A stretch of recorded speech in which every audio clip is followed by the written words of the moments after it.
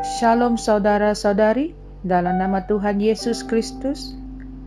Bertemu lagi kita dalam Rhapsody of Realities TNI Malaysia.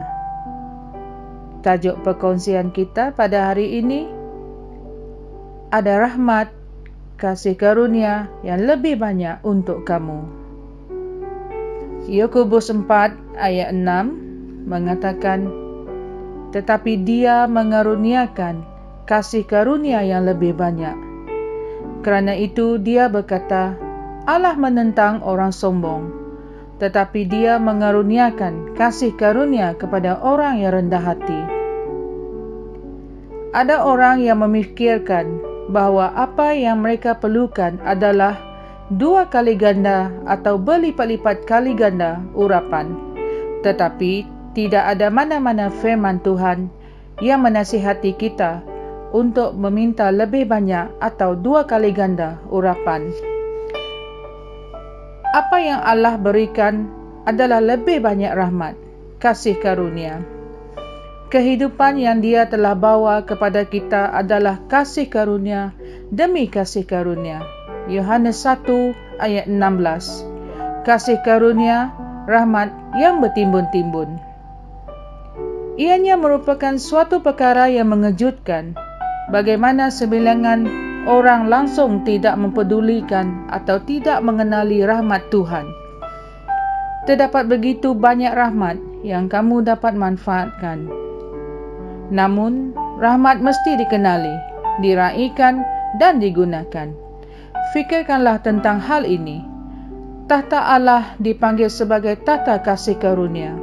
Ibrani 4 ayat 16. Yang mengatakan, oleh itu, marilah kita dengan penuh keberanian menghampiri tahta kasih karunia, supaya kita menerima belas kasihan dan menemukan kasih karunia untuk menolong kita pada waktu kita memerlukannya.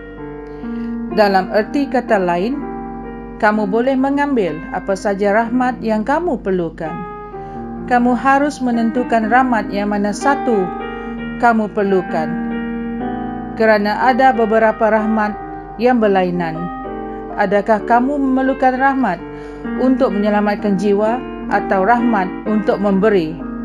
2 Korintus 8 ayat 6 hingga 7. Rahmat yang mana satu yang kamu perlukan?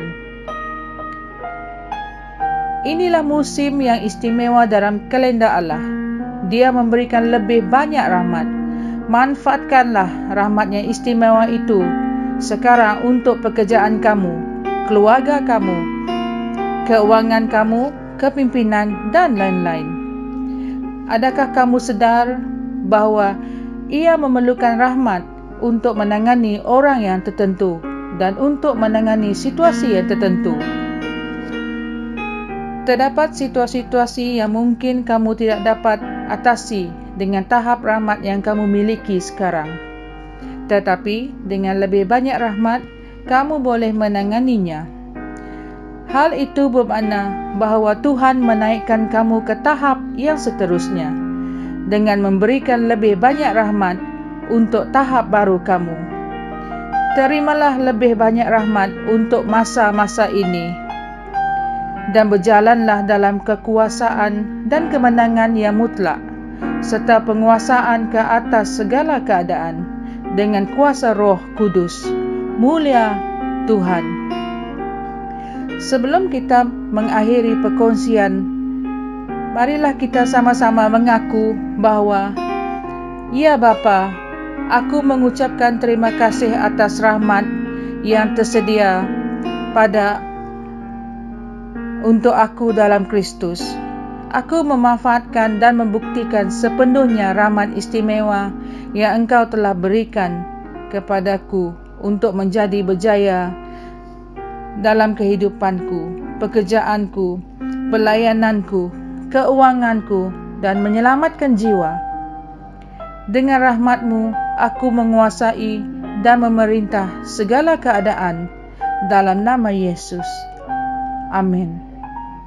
Sebagai ayat renungan dan tambahan, kita boleh rujuk 2 Timotius 2 ayat 1 2 Korintius 8 ayat 6 hingga 7 dan Ibrani 4 ayat 16. Tuhan memberkati.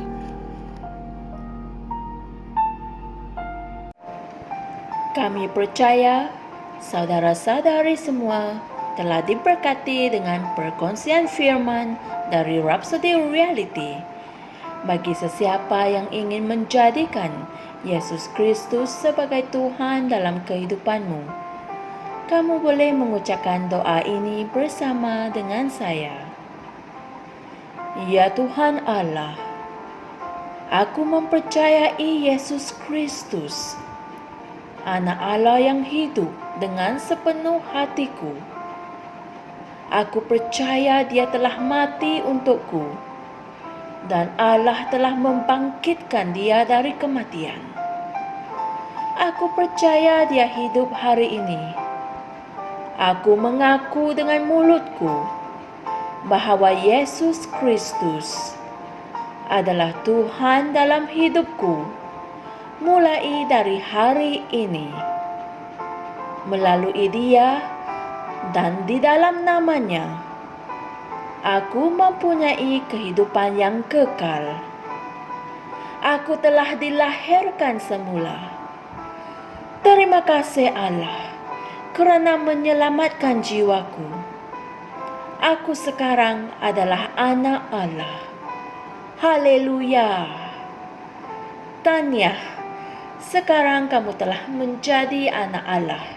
Untuk apa-apa sebarang pertanyaan atau untuk mendapatkan lebih banyak maklumat mengenai bagaimana untuk bertumbuh sebagai seorang Kristian, anda semua boleh hantar mesej di akaun Facebook kami atau email kami di tni.msia@gmail.com. Sekali lagi, tni.msia@gmail.com. Tuhan berkati Anda semua.